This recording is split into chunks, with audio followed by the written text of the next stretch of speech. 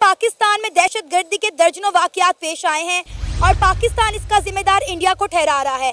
मंत्री राजनाथ सिंह ने नीदरलैंड्स के रक्षा मंत्री रूबन बर्कलेमन्स के साथ मुलाकात की। इस मीटिंग में रक्षा मंत्री ने नीदरलैंड से अपील की कि पाकिस्तान को रक्षा उपकरण या तकनीकी सहायता ना दी जाए।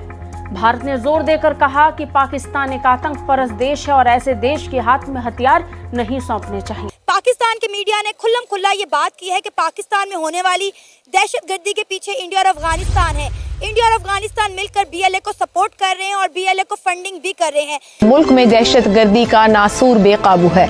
जाफर एक्सप्रेस का सान्या इंतहाई अफसोसनाक और काबिल मजम्मत है। इस किस्म की मुनज़्ज़म दहशतगर्दाना कार्रवाइयाँ किसी भी मुल्क की सिक्योरिटी पर सवालिया निशान है। और भारत ये पक्का कर रहा है कि पश्चिमी देशों को एक साथ लाकर पाकिस्तान को अलग थलग किया जाए। पाकिस्तान के हथियार आयात पर भारत ने बड़ा वार कर दिया। लेकिन इसी दौरान एक बहुत बड़ी खबर निकलकर सामने आई है। इंडिया ने नीदरलैंड को बोला है कि वो पाकिस्तान को डिफेंस वेपन ना दे।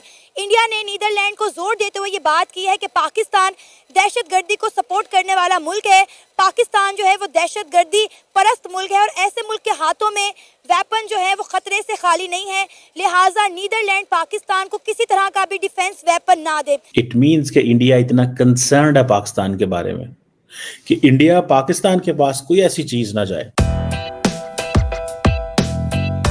कि पाकिस्तान को ईयू की जानिब से जो हथियार मुहैया किए जाते हैं, हथियार प्रोवाइड किए जाते हैं, उन पर बैन लगा दिया जाए और मुकम्मल तौर पर बैन लगा दिया जाए। इंडिया की तरफ से ये बात कब कही गई, इसकी मैं डिटेल्स आपके सामने रखती हूँ। ये एक बड़ी खबर क्यों है, इसके क्या एंगल्स हैं और इसके कॉन्सिक्वेंसेस क्या हैं, क्या ऐसा होगा और पाकिस्तान की तरफ से इसके ऊपर क्या रिएक्शन आया है, ये भी मैं आपके सामने रखती हूँ।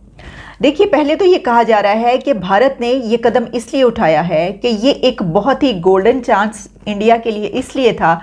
इंडिया ये इसलिए चाहता है क्योंकि इंडिया ख़ास तौर पर जम्मू और कश्मीर की बात की गई है भारत की तरफ से कि वहाँ पर जो दहशतगर्दी होती है उसके ऊपर भारत ने एक मरतबा फिर पाकिस्तान पर ये इल्ज़ाम लगाया कि क्योंकि पाकिस्तान से वहाँ पर दहशतगर्दी की जाती है।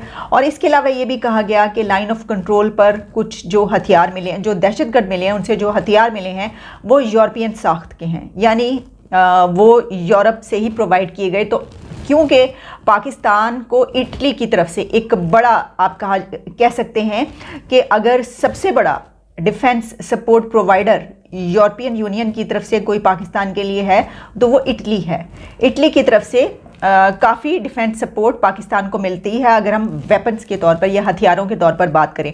अगर मैं आपको एग्जैक्टली बताऊं कि 2018 में ये इंक्रीज़ हुआ है 2017 की निस्बत। 2017 में कहा जाता है कि जो इसकी एक्सपेंडिचर्स या आप कॉस्ट कह लीजिए जो आती थी वो ये था, जो बजट था इसका डिफेंस बजट जो कि इटली की तरफ से पाकिस्तान को सपोर्ट की जाती थी वो थी 194.15 मिलियन डॉलर्स। लेकिन 2018 में ये 194 मिलियन से बढ़कर 762 मिलियन डॉलर्स वो हो चुकी है।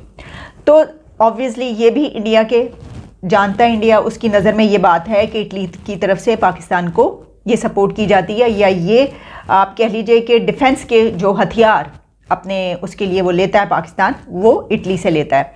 तो ये भी एक बात कही गई है कि जो हम बात कर रहे थे कि जो वहाँ पर हथियार मिले उनका क्योंकि वो यूरोपियन साख्त के थे तो इस वजह से भी उसने ये सवाल उठाया है कि इनके ऊपर बैन लगाया जाए। आप देख रहे हैं इस वक्त पाकिस्तान में दहशतगर्दी की फिजा कायम करने की कोशिश की जा रही है। टीटीपी और बीएलए ने पाकिस्तान के खिलाफ हाथ मिला लिया और पाकिस्तान का कहना है कि इन सब के पीछे इंडिया और अफगानिस्तान मिलकर पाकिस्तान का माहौल ख़राब करने की कोशिश कर रहे हैं। दूसरी तरफ एक खबर निकलकर सामने आई है कि इंडिया ने नीदरलैंड को मना कर दिया कि आपने पाकिस्तान को डिफेंस इक्विपमेंट नहीं देना। क्या कहना चाहेंगे आप इस पर? सबसे पहले तो ये बात जो आप कर रही है ना कि अफगानिस्तान और इंडिया, जब तक हमारे पास ठोस सबूत ना हो हम नहीं बात कर सकते। सबसे पहले तो ये बात है।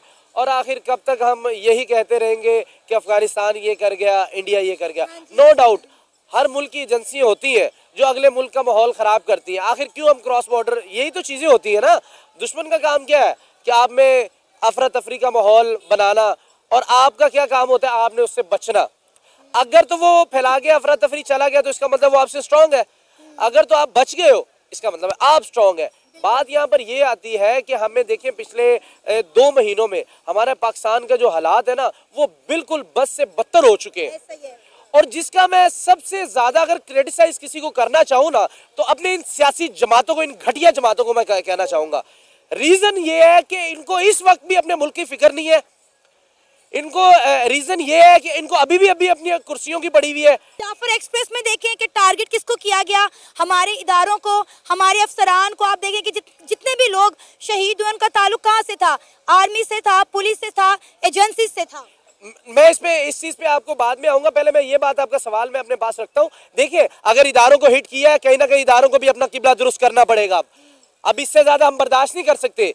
हमने बहुत सारी पाकिस्तान की पब्लिक को कुर्बान होते देखा है, हमारे इदारों के भी लोग कुर्बान हुए गलत पॉलिसी की वजह से। ये सिर्फ पॉलिसी के फुकतान है। आखिर उनको अगर फंडिंग होती है तो कौन फंडिंग करता है? अगर इंडिया करता है तो किस वजह से करता है? वजह तो होगी ना कोई ना कोई। और भाई इनके सरदार इनके सर के ऊपर बैठे हुए, इनके सरदार इनको अकल ही नहीं आने दे रहे। पंजाब के अंदर इस तरह की ग्रुप बंदी क्यों नहीं होती? क्योंकि यहाँ पर हमने ये देखा है कि यहाँ पर पब्लिक अब पढ़ चुकी है, वेल एजुकेट हो चुकी है, उनको पता चल चुका है, वो अपने इदारों से भी सवाल करते हैं। वो इंडियन मीडिया एक खबर चला रहा है कि एक हफ्ते में पाकिस्तान के कई हजार जो है आर्मी ऑफिसर ने रिजाइन कर दिया है बीएलए और टीटीपी के हमलों की वजह से कि वो हमारे इन इदारों को टारगेट कर रहे हैं। इस खबर में आपको क्या लगता है कि कितनी सदाकत है? इंडिया ने नीदरलैंड को बोल दिया कि भैया पाकिस्तान को जो है डिफेंस वेपन ना दे। कितनी बड़ी बात है कि नीदरलैंड जो एक छोटी सी कंट्री है, इंडिया उसको बोल रहा है कि आप पाकिस्तान को डिफेंस वेपन देना बंद कर दें, आपने पाकिस्तान को डिफेंस वेपन नहीं देने। अब देखिए नीदरलैंड भी एक आजाद रियासत है। मे भी अगर इंडिया ने उनको पैगाम दे दिया है, नीदरलैंड का आगे से क्या जवाब होगा कि भाई हम अपना बिजनेस क्यों ना करें? अगर वो मिसाल तौर पे बोले कि हमने भाई चंद हजार के वेपन दे रहे हैं, हम चंद हजार वेपन उनको, वो कहेंगे हमें लाखों की तादाद में आप हमें वेपन दे दें। उन्होंने नीदरलैंड चली गई इंडिया के पास, क्यों? उनके वेपन ज्यादा बिक रहे। वो उन्होंने यही तो चीज होता है। हम क्यों रोना रोते हैं? हमारे मुल्क को जब नौजवानों को हम कोई प्लेटफॉर्म देंगे, जब इनकी जेबें भरेंगी तो फिर पाकिस्तान के खजाने भरेंगे। जब इनकी जेबें खाली है, मेरी जेबें खाली है, आपकी जेबें खाली है, तो पाकिस्तान का खजाना कहां से भरेगा भाई? इकॉनमी कहां से जनरेट होगी? फिर कहां से आप वेपन खरीदेंगे? फिर कहां से आप मुल्क के दिफाई निजाम को खरीदेंगे? फिर कहां से आप मुल्क की मईशत को चलाएंगे? भाई इस मुल्क का अल्लाह ही हाफिज है। अगर ये सियासतदान अगर इसी तरह मुल्क के साथ हट दर्मी से पेश आते रहेंगे तो यही होगा।